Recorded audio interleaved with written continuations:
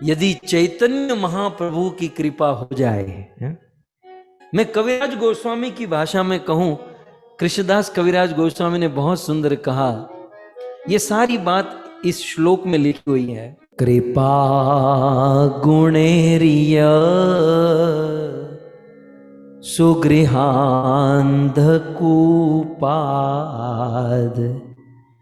उदधृत्य भंग्या रघुनाथ दासम न्यस्य स्वरूपे विदधेन्त रंगम श्री कृष्ण चैतन्यममुं प्रपद्ये। कृष्णदास कविराज गोस्वामी कहते हैं कि हम लोग गृह अंधकूप में नहीं फंसे हैं। क्या कहते हैं? सुगृह अंधकूप। दूसरा शब्द आप देखिए, ये आप पहली बार सुने होंगे।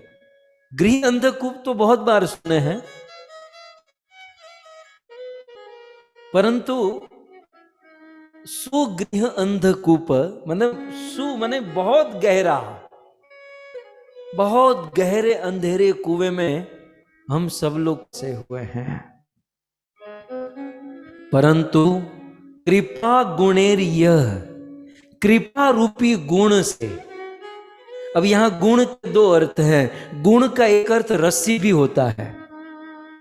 गुण माने रस्सी और गुण माने गुण, करुणा का गुण, दया का गुण। तो ये दोनों अर्थ कवि कवि होते हैं। ये तो कविराज कृष्णदास कविराज गोस्वामी की रचना है। सो कृपा गुणेर्य, हम सब लोग बहुत गहरे गृहस्थ रूपी अंधेरे कुएं में फंसे हुए हैं, लेकिन ऐसे गहरे अंधेरे कुएं में श्री चैतन्य महाप्रभु की कृपा हो जाए तो श्री चैतन्य महाप्रभु अपनी कृपा रूपी गुण, कृपा रूपी रस्सी से, या फिर कुएं में कोई फंसा है तो रस्सी डालते ना, महाप्रभु रस्सी डालकर हमें बाहर निकाल सकते हैं। अन्य कोई उपाय नहीं है। श्री चैतन्य महाप्रभु की कृपा हो जाए तो हम इस बहुत गहरे गृहस्थ रूपी अंधे कुएं से बाहर निकल सकते हैं। अच्छा, मन में प्रश्न हो सकता है कि महाप्रभु ने किसी को बाहर निकाला? बोले हाँ, किसको? रघुनाथ दासम। आप श्लोक में देख सकते हैं। 550 वर्ष पूर्व एक बहुत बड़े धनी परिवार में, बहुत ऐश्वर्यमय परिवार में, देवराज इंद्र जैसा, जिनका साम्राज्य, धन संपत्ति और अप्सरा जैसी पत्नी, ऐसे रघुनाथ दास गोस्वामी, ऐसे रघुनाथ को अपनी कृपा रूपी रस्सी से गृहस्थ जीवन रूपी कुएं से बाहर निकाला। और महाप्रभु ने क्या किया? बाहर निकाल कर बोले, गृहस्थ रूपी कुएं से रघुनाथ को बाहर निकालकर न्यस्त स्वरूपे, स्वरूप दामोदर के चरणों में सौंप दिया। स्वरूप दामोदर के चरणों में सौंप दिया और विदधेत अंतरंग, महाप्रभु ने उस रघुनाथ को अपना अंतरंग पार्षद बना दिया। सो हम गृहस्थों का उद्धार एक और मात्र एक चैतन्य महाप्रभु की कृपा से हो सकता है। अन्य और कोई उपाय नहीं है, कोई उपाय नहीं है। लेकिन मन में और एक प्रश्न हो सकता है कि चैतन्य महाप्रभु की कृपा से ही हम कलियुगी गृहस्थों का उद्धार हो सकता है, तो चैतन्य महाप्रभु की कृपा कैसे प्राप्त होगी? चलो इतना तो समझ में आ गया। तो महाप्रभु की कृपा कैसे मिलेगी? तो और एक सिद्धांत सुन लीजिए। चैतन्य महाप्रभु की कृपा एक और मात्र एक नित्यानंद प्रभु की कृपा से ही प्राप्त होगी। हम और आप यदि चाहे कि हम सीधे सीधे चैतन्य महाप्रभु मिल जाए तो असंभव एवं। हाँ, महाप्रभु की कृपा से ही गृहस्थी से मुक्त हो सकते हैं, या गृहस्थी के बंधन और गृहस्थी के दोषों से मुक्त हो सकते हैं, लेकिन महाप्रभु की कृपा सीधे सीधे नहीं मिलेगी। महाप्रभु की कृपा नित्यानंद प्रभु की कृपा से प्राप्त होगी। और भक्तों, नित्यानंद प्रभु की कृपा से रघुनाथ दास को चैतन्य महाप्रभु की प्राप्ति हुई। तो वैसे हमारे गौड़ीय संप्रदाय में अनेकों उत्सव हैं, लेकिन ये उत्सव मुझे बहुत प्रिय है क्योंकि खाने का उत्सव है, और खाने वाले उत्सव में हमें थोड़ा सा ज्यादा आनंद आता है।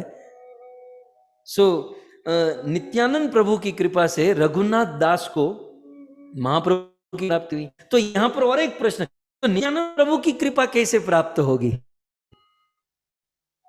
नित्यानंद प्रभु की कृपा प्राप्त होगी भक्तों की सेवा करने से, साधु सेवा करने से। और ज्येष्ठ शुक्ल त्रयोदशी के दिन रघुनाथ ने साधु सेवा की। और क्या साधु सेवा की? साधुओं को दही चिड़ा खिलाया। आज भारत में भी हजारों लाखों लोग एकत्रित होते हैं इस दही चिड़ा को खाने के लिए। ये गुजराती लोग केवल श्रीखंड ही खाते हैं, कभी दही चिड़ा तो खाकर देखो। मैं खाकर बैठा हूं और अभी यहां से आप लोग उतारोगे 1 घंटे 2 घंटे के बाद फिर और एक खाऊंगा, क्योंकि दही चिड़ा 2 टाइप का होता है, एक दही से बनता है, एक दूध से बनता है। आप लोग भी खाइएगा और खिलाइएगा। देखिए, नित्यानंद प्रभु को प्रसन्न करना है, नित्यानंद प्रभु को साधु संतों को दही चिड़ा खिलाना चाहिए। केवल दही चिड़ा खिलाकर रघुनाथ, नित्यानंद प्रभु की कृपा, चैतन्य महाप्रभु की कृपा, इन सभी कृपा को प्राप्त कर लिया। भक्तों, नित्यानंद प्रभु की पूरी जीवन की परंपरा में ऐसा कोई व्यक्ति नहीं जिनके ऊपर उन्होंने जिनके मस्तक पर अपना चरण रखा हो। लेकिन रघुनाथ दास एक ऐसा आदमी हुआ जिसके मस्तक पर नित्यानंद प्रभु ने चरण रखकर आशीर्वाद दिया। लोग हाथ रखकर आशीर्वाद देते ना, मंगलम भवः, सुखी भवः, चिरायु भवः, हाथ से।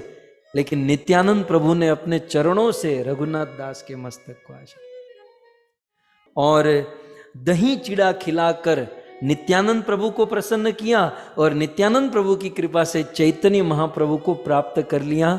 किसने? रघुनाथ दास गोस्वामी ने। भक्तों, आपने षड गोस्वामी के बारे में सुना होगा। हमारी ब्रह्म मध्व गौड़ीय धारा में ये मुख्य आचार्य है षड गोस्वामी। उन षड गोस्वामी में से एक है रघुनाथ दास गोस्वामी। रघुनाथ दास गोस्वामी जो राधा कुंड के तट पर जिनकी भजन कुटीर है। रघुनाथ दास गोस्वामी के विषय में गौर गणोदेश दीपिका में कवि कर्णपुर लिखते हैं कि ये कौन है। आप श्लोक में देख सकते हैं, कृत राधिका कुंड कुटीर वसती सतु। राधिका कुंड माने राधा कुंड, राधा कुंड के तट पर कुटीर बनाकर वसती, जो बसते हैं, जो रहते हैं, कौन? दास श्री रघुनाथस्य पूर्वाख्या रस मंजरी है। सो राधा कुंड के तट पर कुटिया बनाकर जो रहते हैं वो दास श्री रघुनाथस्य। भक्तों, ये ऐसे गोस्वामी हैं जिसको दास गोस्वामी भी कहते हैं और रघुनाथ दास गोस्वामी भी कहते हैं, जो राधा कुंड के तट पर भजन कुटीर बनाकर रहते हैं। और द्वापर लीला में ये कौन थे? भगवान श्री कृष्ण की लीला में आप श्लोक में देख सकते हैं, रस मंजरी। ये रघुनाथ दास रस मंजरी हुआ करते थे और भगवान श्री कृष्ण को प्रसन्न करते थे। और इस रस मंजरी को ही गौर गणोदेश दीपिका में आगे कहते हैं, श्लोक बदल चुका है, आप देख सकते हैं, अमुम केचित प्रभाषन्ते श्रीमती रति मंजरीम। अमुक लोग, अब देखो ये अमुम जो है ना, ये गुजराती सीधा होता है। अमुम माने अमुक, माने कुछ कुछ लोग, केचित कुछ कुछ लोग से रघुनाथ दास को रति मंजरी भी कहते हैं। सो रघुनाथ दास गोस्वामी द्वापर लीला में रस मंजरी, कुछ लोग रति मंजरी भी कहते हैं, तो कुछ लोग भानुमत्या इति ख्याता, कुछ लोग भानुमति भी कहते हैं। सो भगवान श्री कृष्ण की लीला में, द्वापर युग में, द्वापर की लीला में जो रस मंजरी थे या रति मंजरी थे या भानुमति जो थे, वही रघुनाथ दास के रूप में प्रकट हुए। आज से 550 वर्ष पूर्व दो भाई, बड़े भाई का नाम था हिरण्यगर्भ और छोटे भाई का नाम था श्री गोवर्धन दास। ये दोनों 7 गांव के अधिपति हुआ करते थे, मतलब 7 गांव के ये राजा थे। अर्थात 7 गांव इन दोनों के कंट्रोल में थे। इन 7 गांवों में से जो टैक्स मिले, जो कर मिले, उस पर एकमात्र हिरण्य और गोवर्धन दास का अधिकार था। विपुल मात्रा में उन दिनों 5.25 वर्ष पूर्व, उन दिनों विपुल मात्रा में वैभव, धन, ऐश्वर्य, विद्या, बुद्धि, सदाचार, ये सब कुछ इन दोनों भाई में था। उन दिनों के बहुत बड़े धनी माने जाते थे। अब मैं आपको क्या कहूं, उन दिनों इनकी कमाई कितनी थी जानते हैं? 8 लाख सोना मोहर पर मंथ, 8 लाख रुपीस। उन दिनों पैसे जो थे ना, वो सोने के सिक्के हुआ करते थे। 8 लाख सोना मोहर थी मंथली इनकी इनकम। अब हमें नेगेटिव में जाना नहीं है, लेकिन जस्ट आपकी जानकारी के लिए, भारत में तो चलता है ना, मेरा भारत महान, तो उन 8 लाख में से 5 लाख व्हाइट रुपीस होते थे और 3 ब्लैक मनी हुआ करते थे अंडर टेबल। तो ये भी एक कथा है, लेकिन मुझे इसमें नहीं जाना है। लेकिन कुल मिलाकर 5 और 3, ये 8 लाख हर महीने सोना मोहर कमाते थे। तो 2 भाई थे, हिरण्य दास और श्री गोवर्धन दास। तो छोटे भाई जो थे गोवर्धन दास, उनका एक बेटा हुआ जिनका नाम रखा गया रघुनाथ। अब देखो, 2 भाई के बीच में एक ही संतान हुई, मतलब बड़े भाई हिरण्य को कोई न बेटी न बेटा, कुछ नहीं, और छोटे भाई गोवर्धन दास को मुश्किल से एक बेटा हुआ जिनका नाम रखा गया रघुनाथ। और यही रघुनाथ इनके वंश का एकमात्र वंशधर था। दोनों भाई के बीच में एक लड़का था, सारी संपत्ति का आगे चलकर मालिक और सप्तग्राम का मालिक, सब कुछ यही बनने वाला था। क्योंकि आज रघुनाथ दास का दिन है, दही चेड़ा। तो थोड़ा सा रघुनाथ दास जी के विषय में कहूं तो इनका जन्म 1416 शकाब्द में हुआ। शकाब्द समझते हैं? नहीं समझते हैं तो ईस्वी सन ही समझते हैं। चलो, यीशु मानते तो यीशु को माने। 1614 शकाब्द, और यदि ईस्वी सन मानते हैं तो सन 1464, 1464। अभी 2021 चल रहा है ना, तो 1464 में इनका जन्म हुआ था। कहां पर जन्म हुआ? हुगली जिले में, ये बंगाल में है। हुगली जिले में कर्णपुर गांव में, कर्णपुर नाम के ग्राम में रघुनाथ का जन्म हुआ। अब रघुनाथ के बचपन के विषय में इतनी कथाएं, इतना इतिहास मुझे तो प्राप्त नहीं हुआ है, शायद आपको प्राप्त हुआ हो तो आप बता सकते हैं। लेकिन एक चीज रघुनाथ के विषय में बचपन का ही है, सेई गोवर्धनेर पुत्र रघुनाथ दास, बाल्य काल है ते तिहो विष य उदास, बाल्य काल है ते हो विष य उदास। ये गोवर्धन का बेटा रघुनाथ दास जो था ना, वो बाल्य काल से ही विषयों के प्रति उदास था। आज के बच्चों की तरह मोबाइल आईपैड लेकर नहीं बैठ जाता था, टीवी के सामने नहीं बैठा रहता था। बचपन से ही ये रघुनाथ अर्थात हिरण्य और गोवर्धन दोनों भाई, छोटा भाई गोवर्धन का पुत्र रघुनाथ बचपन से ही विषयों के प्रति उदास था। खेलना कूदना उनको ठीक नहीं लगता था, वो केवल भगवत स्मरण में ही रहता था। और उसका कारण था कि बचपन से ही रघुनाथ के एक शिक्षा गुरु हुआ करते थे, और उस शिक्षा गुरु का नाम था बलराम आचार्य। सो श्री बलराम आचार्य के घर पर वे निरंतर जाते थे और उनसे कभी श्लोक सीखते थे, कभी कृष्ण कथा, राम कथा, कभी इतिहास, कभी शास्त्र। ये सब बचपन से ही संस्कार था और इसलिए बचपन से ही ये विषय भोगों के प्रति उदासीन थे। अब क्या हुआ, बलराम आचार्य के घर पर यह रघुनाथ लड़का रोज जाता था। एक दिन बलराम आचार्य के घर पर हरिदास ठाकुर आए। हरिदास ठाकुर तो आप जानते हैं, हरिदास ठाकुर नामाचार्य, प्रतिदिन 3 लाख नाम जप करने वाले ये आचार्य है। बिल्कुल नियम से प्रतिदिन 3 लाख, 1 लाख नाम जप उच्च स्वर से, दूसरा लाख नाम जप मीडियम स्वर से और तीसरा लाख बिल्कुल मन में। तो नामाचार्य हरिदास ठाकुर बलराम आचार्य के घर पर आए और रघुनाथ जी वहां पर पढ़ते थे।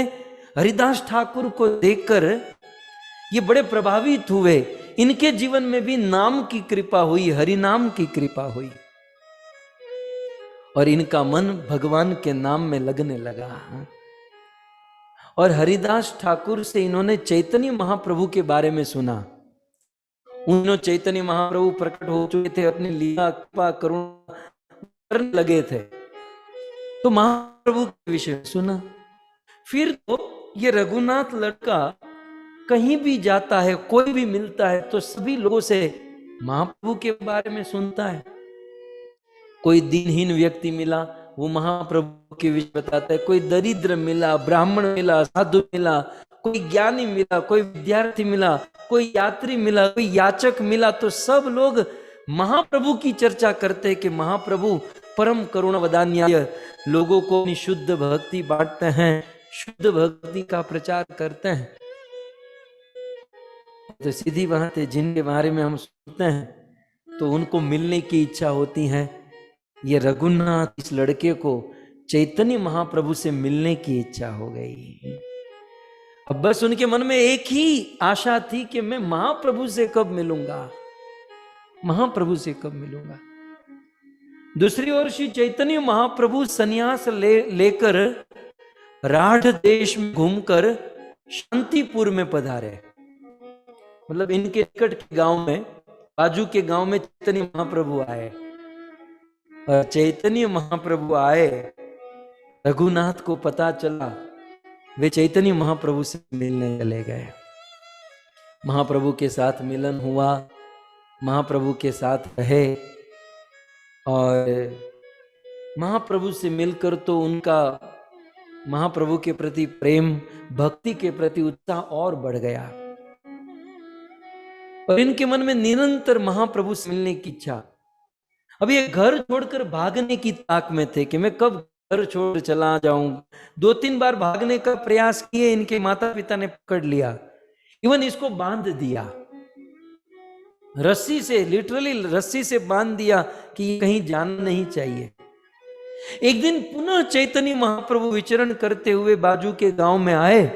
इनको पता चला, दोनों हाथ जोड़कर माता पिता को कहते, मुझे महाप्रभु से मिलने दो। बहुत बहुत प्रयास करने पर भी अब नहीं माने। तब गोवर्धन हिरण्य ने ब्राह्मणों को, अपने सैनिकों को, पहरेदार को बड़े जुलूस के साथ अपनी इस बच्चे को, राजकुमारी समझिए, रघुनाथ को भेजा महाप्रभु से मिलने के लिए। श्री चैतन्य महाप्रभु से रघुनाथ मिले, इनकी आंखों से अजस अविरत अश्रु धारा बहने लगी और रघुनाथ ने कहा कि महाप्रभु मैं घर जाना नहीं चाहता, अब मैं आपके साथ ही रहूंगा, अब मैं आपके पास ही रहूंगा, मुझे उस गृहस्थी में नहीं जाना है। चैतन्य महाप्रभु ने डांट कर कहा कि मरकट वैराग्य त्याग दो।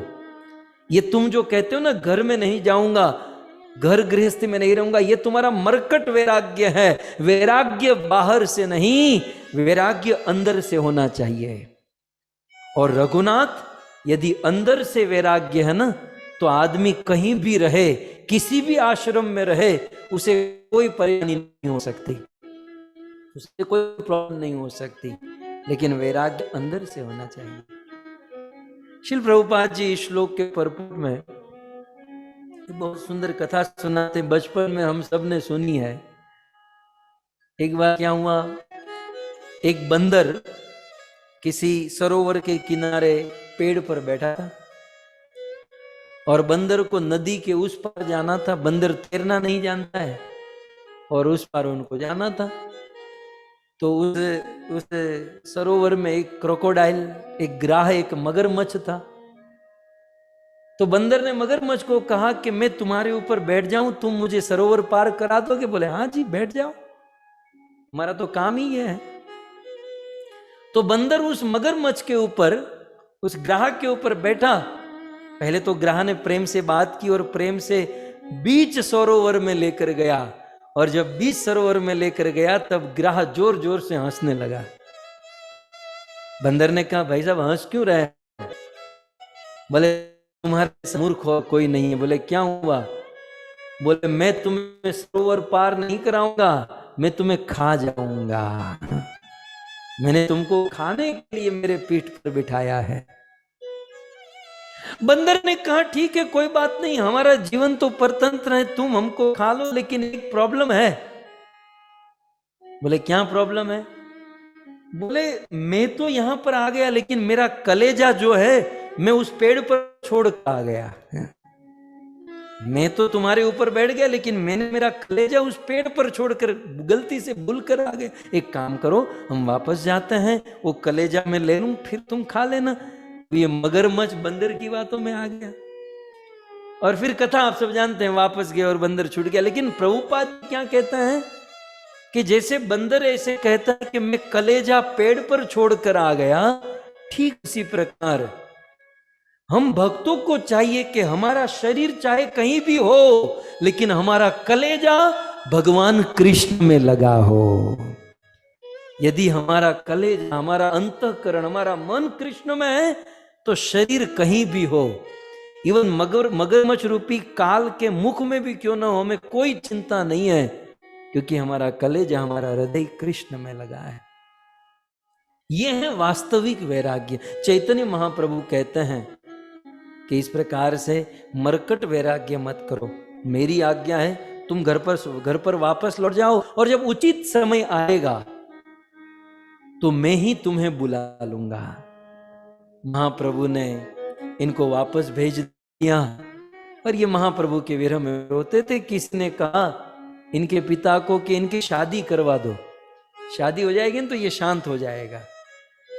इनकी शादी करवाई। अब इतने धनी परिवार में जन्म, और रघुनाथ वैसे दिखने में भी बहुत सुंदर थे, तो बहुत सुंदर कन्या मिली, कन्या के साथ विवाह हुआ।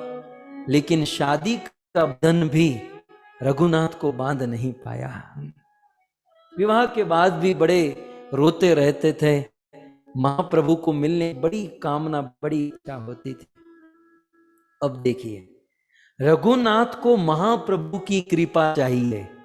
वो एक बार महाप्रभु से मिले फिर भी कृपा नहीं, दूसरी बार मिले फिर भी नहीं। इनको महाप्रभु की कृपा चाहिए, और आपको हमको भी महाप्रभु की कृपा चाहिए गृहस्थी के बंधनों से मुक्त होने के लिए। तो महाप्रभु की कृपा कैसे मिलेगी? तब क्या हुआ, इसी प्रकार से दिन चल रहे थे, और एक दिन किसी ने रघुनाथ को आकर कहा कि रघुनाथ, हमारे बाजू के पानीहाटी गांव में श्री नित्यानंद प्रभु आए हैं। नित्यानंद प्रभु राघव पंडित के घर पर रुके हैं और वहां पर नित्यानंद प्रभु के साथ श्री रामदास, श्री गदाधर, श्री पुरंदर पंडित, ये सब लोग बहुत सुंदर आनंद मंगल कीर्तन आदि कर रहे हैं। अब चैतन्य महाप्रभु से तो मिलने का संजोग नहीं बना, लेकिन रघुनाथ दास को पता चला कि नित्यानंद प्रभु, ये नित्यानंद प्रभु कौन है? बलराम जी है। चैतन्य महाप्रभु स्वयं कृष्ण है, तो नित्यानंद प्रभु बलराम जी है, गुरु तत्व है। तो सोचा कि नित्यानंद प्रभु का मैं दर्शन करूं। जैसे तैसे रघुनाथ नित्यानंद प्रभु का दर्शन करने के लिए घर से आए और उन्होंने क्या देखा? पानीहाटी गांव में गंगा के तट पर एक वृक्ष के नीचे नित्यानंद प्रभु बैठे हैं। गंगा तीरे वृक्ष मूले पीड़ेर ऊपरे वसिया छे जे न कोटि सूर्य दय। जैसे करोड़ों करोड़ों सूर्य का उदय हुआ हो, करोड़ों सूर्य की आभा लेकर श्री नित्यानंद प्रभु गंगा के तट पर एक वटवृक्ष के नीचे एक, क्या कहेंगे, एक पत्थर के ऊपर वे बैठे हैं। और दूर से रघुनाथ ने देखा कि नित्यानंद प्रभु भक्तों के साथ बैठे हैं, तो दूर से ही रघुनाथ ने दंडवत प्रणाम किया। अब देखिए, रघुनाथ ने दूर से दंडवत किया। अब नित्यानंद प्रभु समझ गए, वे जोर से चिल्लाकर कहते हैं, सुनी प्रभु कहे चोर दिला दर्शन, सुनी प्रभु कहे चोर दिला दर्शन, आई आई तो मार करिए दंडदान। दूर से रघुनाथ को दंडवत करते हुए देखा तो नित्यानंद प्रभु जोर से कहने लगे, अरे चोर, अरे चोर, उस चोर को लेकर आओ, उस चोर को पकड़ो। अब चोर चोर होने लगा, सब लोग दौड़े और दूर वो बेचारा रघुनाथ प्रणाम कर रहा था, उसे पकड़कर घसीट कर नित्यानंद प्रभु के पास लेकर आए। रघुनाथ दोनों हाथ जोड़कर कहते हैं कि आप मुझे चोर कहते हैं? बोले हाँ, तुम चोर हो। बोले क्यों? बोले दो कारण, तुमने एक नहीं दो चोरी कर रखी है। पहली चोरी तो तुम मुझे दूर से दंडवत कर रहे हो, दूर से प्रणाम कर रहे हो, अर्थात मुझे पता नहीं है और तुम मुझे प्रणाम कर रहे हो। भक्तों, आध्यात्मिक तत्व समझिए। जब एक व्यक्ति दूसरे व्यक्ति को प्रणाम करता है तो जिसको प्रणाम करता है उनके पॉजिटिव वाइब्रेशन, उनकी करुणा, उनकी कृपा, उनकी साधना, उनकी भक्ति, उनकी पवित्रता ये अपने में ले लेता है। यदि हम किसी वरिष्ठ को प्रणाम करते हैं तो उनका प्रभाव हमारे अंदर आ जाता है, और यदि हमको कोई प्रणाम करके चला गया तो हमारा प्रभाव उनके अंदर चला जाएगा। इस दुनिया में किसी के लाख 2 लाख पैसे चुराने वाला चोर नहीं, इस दुनिया में सबसे बड़ा चोर किसी को प्रणाम करने वाला है। मान लो हमारे घर से कोई 2-5 हजार की चोरी करके गया हो तो वो पैसा लेकर गया, लेकिन हमको कोई दंडवत प्रणाम करके गया तो हमारी सारी साधना लेकर चला गया, हमारी भक्ति, हमारे पुण्य लेकर चला गया। इसलिए वास्तविक चोर तो प्रणाम करने वाले, सेवा करने वाले लोग हैं। जब कोई हमें प्रणाम करता है ना तो हमें बहुत अच्छा लगता है कि आहा, हम तो आई एम समथिंग स्पेशल। या जब कोई हमारी सेवा करता है ना, आप लोगों को तो नहीं होता है, मेरे जैसों को होता है, अरे देखो मुफ्त में काम हो रहा है, बिल्कुल फ्री में सब काम हो रहा है हमारी। लेकिन भक्तों, प्रणाम करने वाले, सेवा करने वाले बड़े बुद्धिमान है। वो थोड़ी सी सेवा करके हमारी साधना लेकर चले जाते हैं। इसलिए यदि हम वास्तव में गौड़ीय संप्रदाय के भक्त हैं, चैतन्य महाप्रभु की धारा के भक्त हैं, तो हम किसी को प्रणाम नहीं करने देंगे, हम हमारी सेवा किसी को नहीं देंगे। और यदि कोई हमें प्रणाम करता है तो झगड़ा नहीं करना है, यदि कोई प्रणाम करता है तो हम सामने प्रणाम कर देंगे, तेरा तुझको अर्पण, तूने मेरा ले लिया मैं तेरा ले लूंगा। और यदि कोई हमारी सेवा करता है तो हम उनकी सेवा कर लेंगे। लेकिन गलती से भी यदि किसी ने हमें प्रणाम किया और हमने उनको प्रणाम नहीं किया, हमारी साधना जीरो, हमारे पुण्य खत्म हो जाएंगे। या हमारी सेवा किसी ने कर ली तो हमारी साधना भक्ति जीरो। और इसीलिए तो रामायण में कथा है ना, वो शबरी मातंग ऋषि के आश्रम में, मातंग ऋषि 4 बजे जगते थे और शबरी 3-3:30 बजे जगकर मातंग ऋषि के आश्रम को साफ करना, उनकी सेवा करना। मातंग ऋषि सुबह उठकर देखे, अरे ये आश्रम किसने साफ किया, ये किसने अर्जन किया, किसने सेवा की, 1 दिन 2 दिन 3 दिन 10-10 दिन से।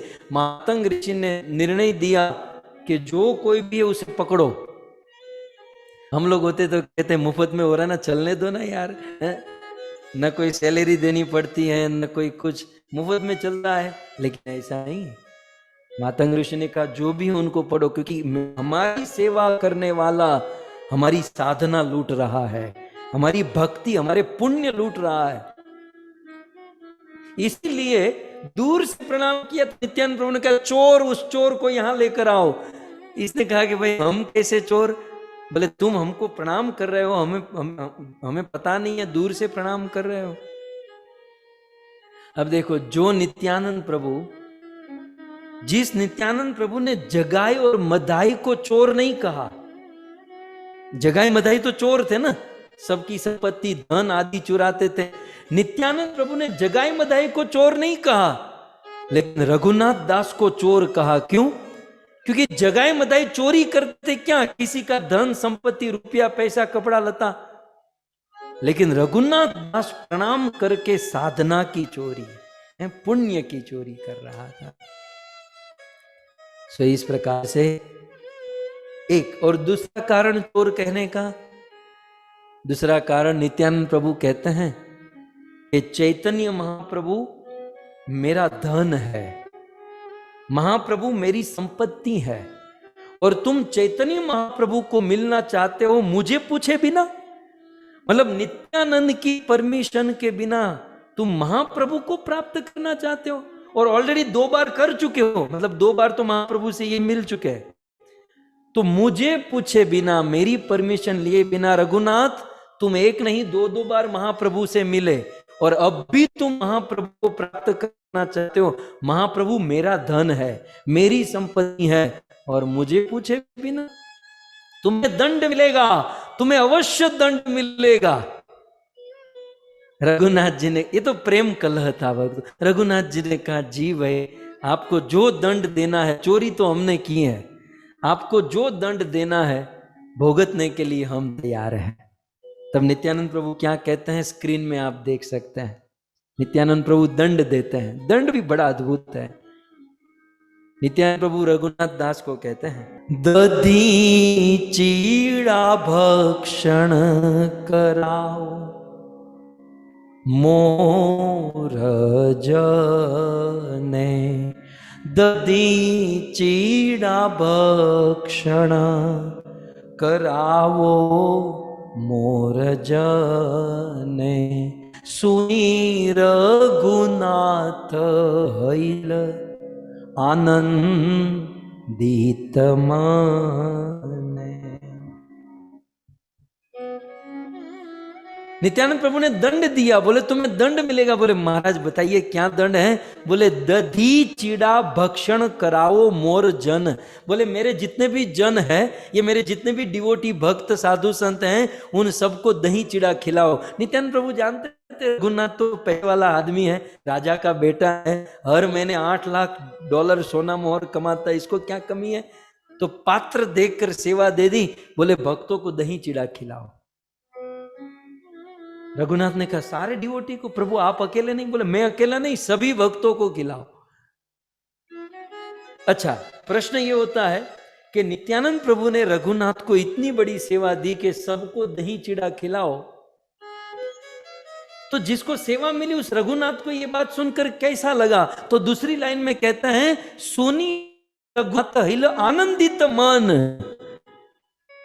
सेवा की बात सुनकर मुझे सेवा मिली है, ये पता चलते ही इसका मन आनंदित हो गया।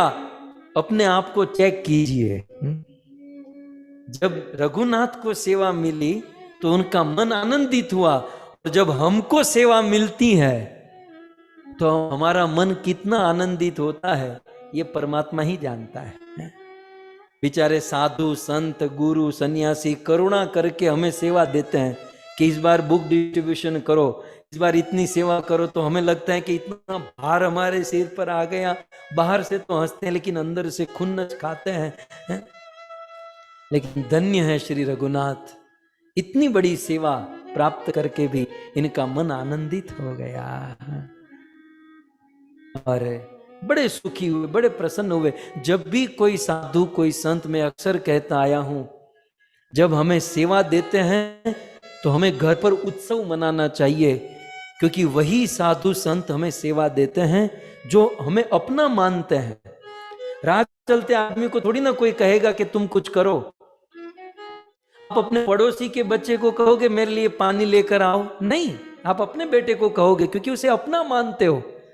जब कोई साधु सन्यासी हमें सेवा देते हैं तो इसका अर्थ है कि वो हमें अपना मानते हैं, और उस दिन घर में उत्सव मनाना चाहिए कि किसी साधु ने हमें अपना माना।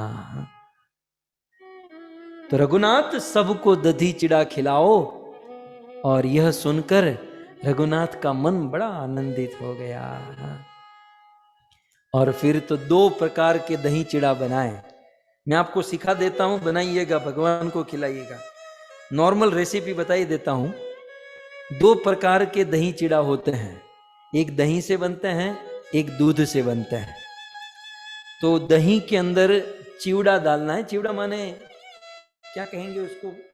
पौवा कहते हैं ना, पौवा कहते हैं इसके, जिसको चिवड़ा भी कहते हैं। दही के अंदर चिवड़ा डालना है, और फिर गुड़ डालना है, फिर केला डालना है, फिर आपके टेस्ट के अनुसार उसमें कपूर डालना है तो डाल सकते हैं, इलायची डालना है डाल सकते हैं। लेकिन मूल रूप से चिवड़ा, दही, गुड़ और केला, ये एक टाइप का होता है। और दूसरा होता है कि दही के बदले दूध इस्तेमाल करना, माने चिवड़ा, दूध, गुड़ और केला।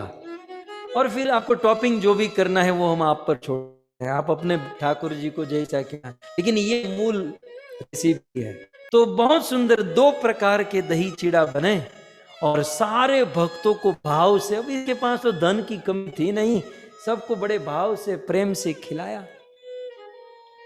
और दही चिड़ा खाकर बड़े प्रसन्न हुए। बहुत सुंदर कीर्तन हुआ, नृत्य हुआ, और भक्तों उस नृत्य में साक्षात चैतन्य महाप्रभु प्रकट हुए। कहते हैं चैतन्य महाप्रभु 4 जगह पर बिना बुलाए प्रकट होते हैं। ध्यान से, चैतन्य महाप्रभु 4 जगह पर बिना बुलाए प्रकट होते हैं। एक शची माता के घर, दूसरा श्रीवास आंगन, तीसरा राघव पंडित के घर, और चौथा नित्यानंद प्रभु के कीर्तन में। नित्यानंद प्रभु के नृत्य में बिना बुलाए श्री चैतन्य महाप्रभु आते हैं। सो साधु संतों की सेवा करके, नित्यानंद प्रभु की सेवा करके श्री चैतन्य महाप्रभु प्रकट हुए। और रघुनाथ दास को श्री चैतन्य महाप्रभु का दर्शन हुआ, और आगे चलकर श्री चैतन्य महाप्रभु का सानिध्य रघुनाथ दास ने प्राप्त किया। सो कहने का तात्पर्य यह है कि महाप्रभु की कृपा नित्यानंद प्रभु की कृपा से प्राप्त होगी, और नित्यानंद प्रभु की कृपा जो है वो साधु संतों की सेवा करने से मिलेगी। सो ज्येष्ठ मास शुक्ल पक्ष और त्रयोदशी दिन ये दही चिड़ा उत्सव मनाया गया। लेकिन इस कथा का मूल पाठ जो है ना, महाप्रभु का दर्शन करने के बाद ये रघुनाथ दास नित्यानंद प्रभु को बहुत सुंदर प्रार्थना करते हैं। हमें भी रोज नित्यानंद प्रभु से ये प्रार्थना करनी चाहिए यदि श्री चैतन्य महाप्रभु का दर्शन चाहिए। बहुत सुंदर कहते हैं, अधमा पतित मुई हीन जीवा धमा मोर इच्छा पाय चैतन्य चरण। रघुनाथ दास कहते हैं कि अधम पामर, मैं तो पामर जीव, मैं तो अधम आदमी, और मैं तो सभी जीवों में अधम से भी अधम, लेकिन मेरी एक ही इच्छा है कि मैं चैतन्य महाप्रभु के चरणों को प्राप्त करूं। मोर इच्छा हय पाय चैतन्य चरण। चैतन्य महाप्रभु के चरणों को प्राप्त करने की इच्छा, यद्यपि मेरी कोई औकात नहीं है। क्या कहते हैं?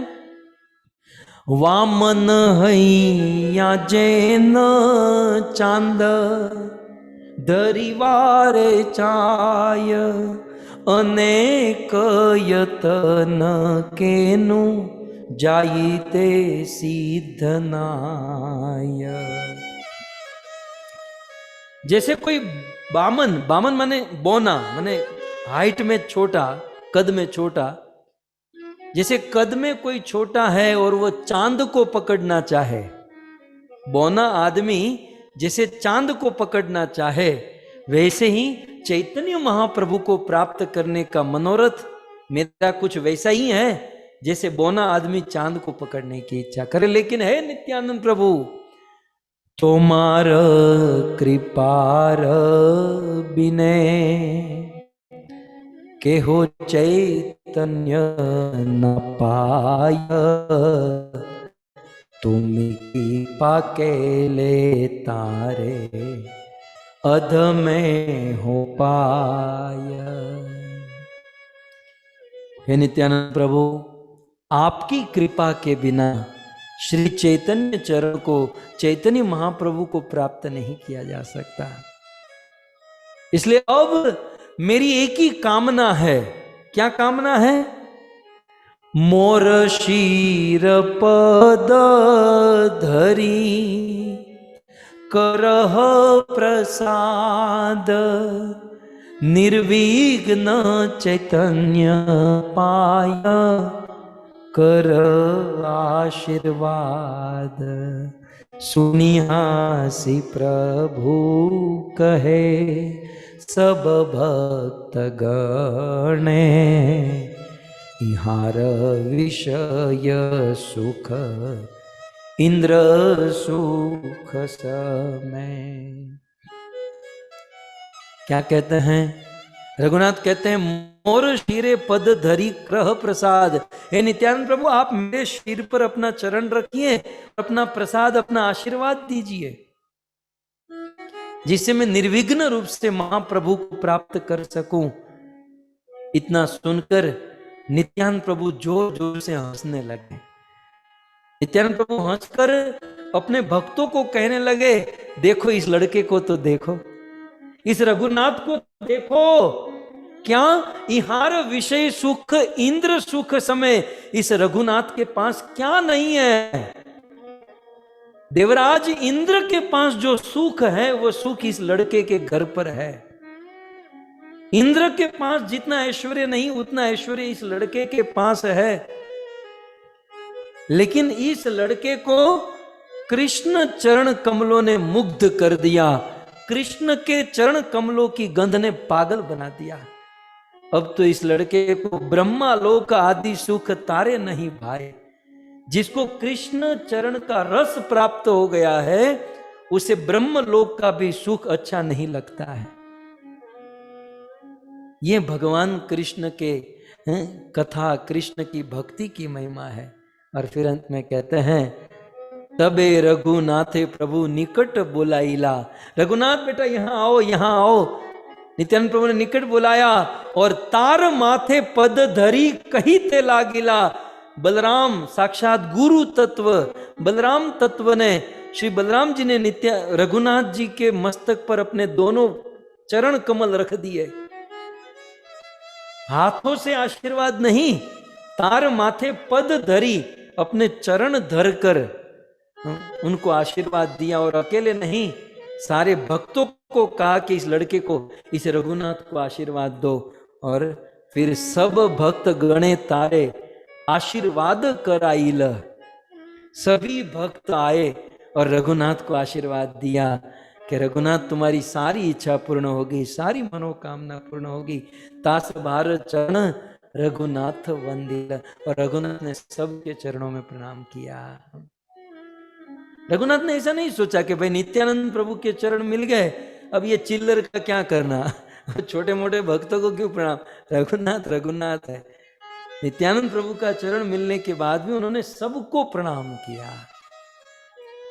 सो भक्तों, रघुनाथ दास ने, इस लड़के ने दही चिड़ा खिलाकर साधु संतों को प्रसन्न किया और उससे नित्यानंद प्रभु प्रसन्न हुए और नित्यानंद प्रभु की प्रसन्नता से चैतन्य महाप्रभु की कृपा प्राप्त हुई।